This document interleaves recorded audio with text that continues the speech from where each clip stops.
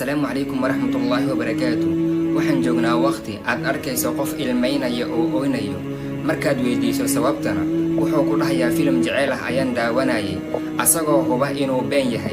Laakiin arki maysid qof markuu qur'aanka maqlo ooynayo, asagoo huba inuu dhab yahay, ilaa in yaroo Ilaah subxaanahu wa tacaala u naxariistay maahane.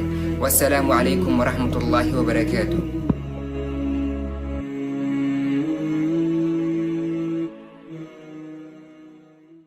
Assalaamu calaykum waraxmatullaahi wabarakaatu.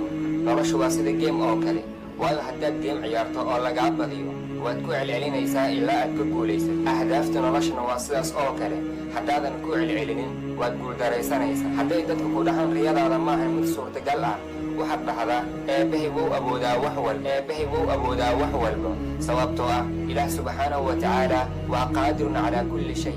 Wassalaamu calaykum waraxmatullaahi